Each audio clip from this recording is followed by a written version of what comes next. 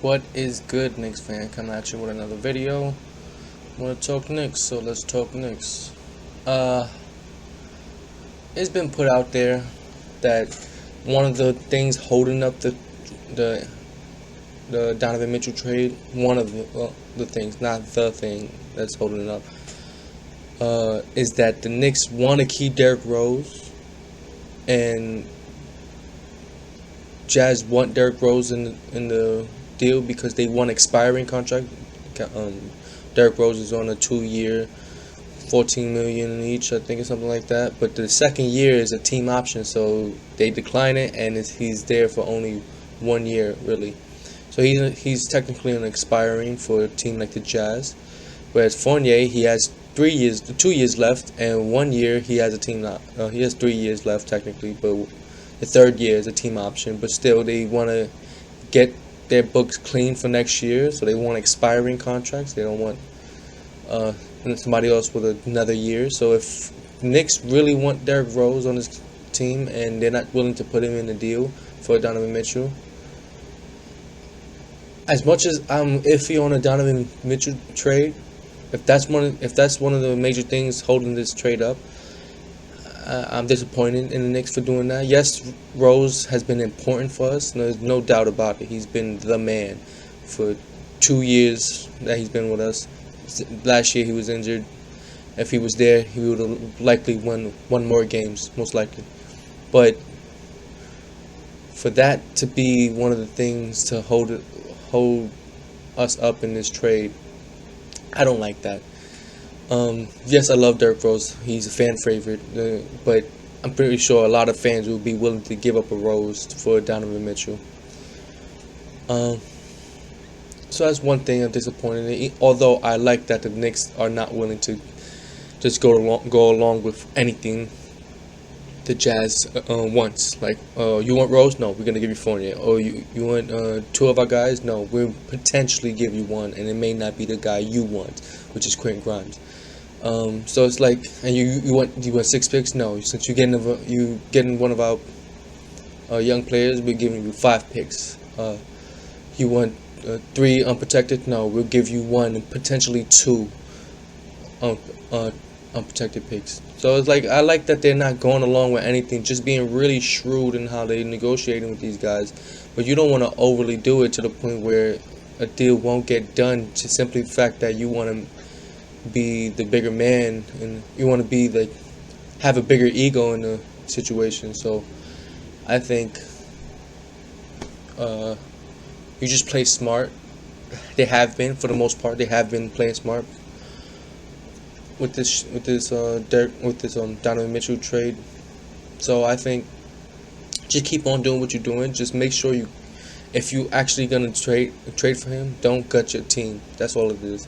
That's the only reason why I'm iffy about this Donovan Mitchell trade. Well, that's one of the only 2 things I'm iffy about the Donovan Mitchell trade. The other thing is defense, obviously, because that backcourt, we already saw in in Portland, that the backcourt of 6'1" guys, 6'1" guys, cannot be your championship backcourt.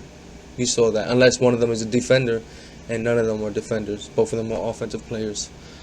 Just like them, Damian Lillard and McCollum, 2 offensive players, not defensive players, and it didn't work out there. So maybe we saw that it didn't work out. Hey, let's not do it again. Let's not show the world that it doesn't work again, and do it with the Knicks and gut our team in the process of doing that. So that's one thing I'm iffy about. Another thing I want to talk about is that the Knicks trio of OB, Jalen Brunson, and Julius Randle put on a show on a Pro City, New York City playoffs. It was a playoff game in that Pro City thing. It was a Pro-Am game. And a lot of Knicks fans are disappointed that the Knicks trio lost to a team, really an unknown team. Well, not unknown because it's known for locally, but unknown countrywide. Like, nobody knows them, right? So they're pretty much unknowns there's a lot of former D1 players and international players that have played in this game. So they are real players that actually played for the most part, that are actually ballers. So you can't just say they're just trash guys that they're playing against. Although it's not NBA level offense and defense, they did put on a show. Two 40-point games by a guy named Jordan Aaron and a guy named Jordan Washington. Two Jordans put up 40 points each and won by 13. Won by 13. Knicks fans, I'm pretty sure, are mad about that, saying Brunson's a buzz. Well, why would you trade for a guy that's gonna lose to a pro-am team? But you gotta understand, these guys aren't going to play their heart and soul in a game like this on both ends of the ball, offense and defense. They're not gonna play hardcore offense and defense. Well, offense, I think they are, because they're trying to work on their offense on an off season continuously. But I wish they worked on their defense too by showing us, oh, we're gonna stop these guys. We're gonna make sure we don't lose by 13, stuff like that. But I think you have to take it with a grain of salt for the most part. It's these guys they were playing against. They're playing against NBA talent, and they were so hyped up to guard these guys, to try to stop them from scoring, try to go all out. While I'm pretty sure the other three weren't trying to go all out on defense as much. That's what I'm taking from it, and I'm pretty sure you should agree with me that these players, even Obi Toppin and Julius Randle, these three players have not played with together in like how many games? No, I mean Obi Toppin and Julius Randle. How many games did they actually play together? 2, 3 that I've seen. They played in practice together probably or something like that. Not even, right? But these three players haven't played together. They're trying to get chemistry by doing this, right? So it's like, it's fine if they lose. They just needed to get running. Just a lot of runs. You have to get. It's all about trial and error. You have to get runs in. Run it down. Just keep playing till you get that chemistry down pack. But you know where the guys want to be. Jalen Brunson's gonna know how to play with Julius, right? Well, these are the things that you need to focus on more than just the end result. You need to focus on the process of how these guys are playing together. They're trying to learn how to play together. So just relax on the loss. They put up good numbers. Julius only put up 18 points. He should have put up a 27-point effort. But for the most part, right? Just play together, get that chemistry together. Don't worry about the outcome. And I want to talk about RJ, man, because RJ is gonna be, I think, the most important piece next season, more than Brunson and stuff like that. Because we're relying on RJ to make another jump this year, to be a 20-point scorer this year. I'm relying on him to be a 20-point scorer this year, 20 plus maybe, but 20-point scorer this year. Look, I got a stat here. Most points from 2019 NBA draft class. You got John Morant, RJ Barrett, Julius Garland, Darius Garland, and Tyler Hero. All scorers, other than RJ Barrett.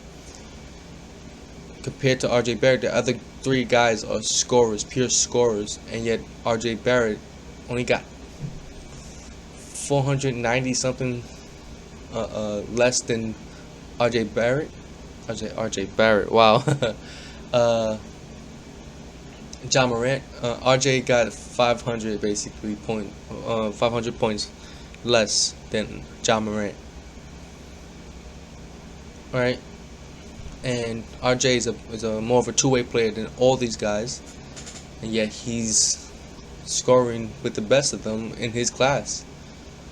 Yes, Zion, if he was playing for the last 2 years, he would have been on this list most likely, but still, like, he's the second most scorer most points in that 2019 draft, and the other three guys, Darius Garland, Tyler Hero, scorers, straight scorers. John Morant, straight scorer, and he had how much did he have? 25 last year. Yeah, man. So,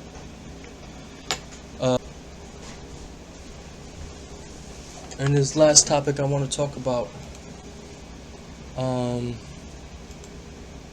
That's two topics actually. Okay.